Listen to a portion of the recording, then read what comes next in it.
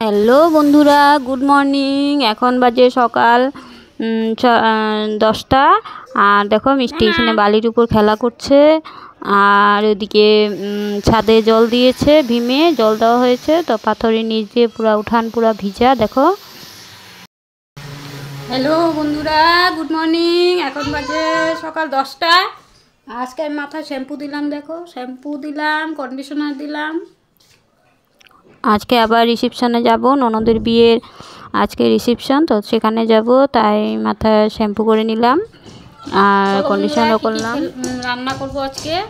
সকালে চা রুটি খাওয়া শেষ, এখন রান্না করা অল্প অল্প হয়েছে, আর এখন মাংসটা খালি বাকি আছে। ডাল হয়েছে, আর উস্তা আলু ভাজি হয়েছে, আর এখন মাংস হবে। ভাতও বসিয়ে দিলাম। ডাল আর উস্তা আলু ভাজি এগুলো সব উল্টি রান্না করলো। এই যে সানডে স্পেশালিস্ট চিকেন। কালকেও ভাড়ালি ভাজি খেয়েছি, আজকেও খাবো। আজকে পেঁয়াজ দিয়ে, কালকে নিরামিষ খেলাম। এই যে দেখো উচ্ছে আলু ভাজি, আর হয়েছে পাতলা ডাল। মাংসের আলু ভাজা হয়ে গেছে, এদিকে ভাত বসিয়ে দিলাম। এখন রান্না করব। বুলটি গেছে ওই গোটের ফর্ম জমা দিতে, 10,000 টাকা দিবে, তো ওখানে ফর্মটা জমা দিতে গেল, এখনই গেল ও। আর এদিকে গুড্ডু খাচ্ছে চা রুটি,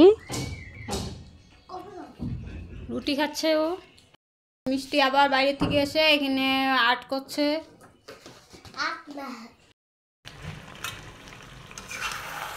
মাংস আধা হয়েছে, আরো হবে।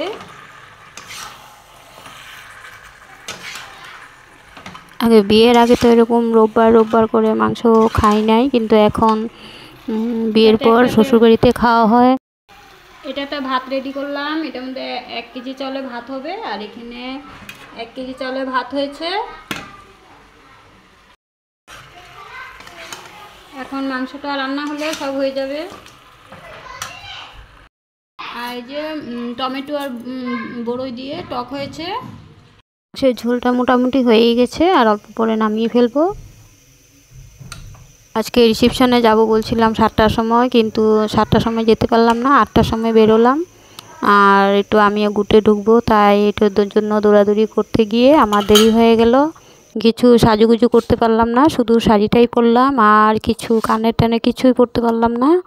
দেখো যেটা আছে ওইটি সেটাই পরলাম।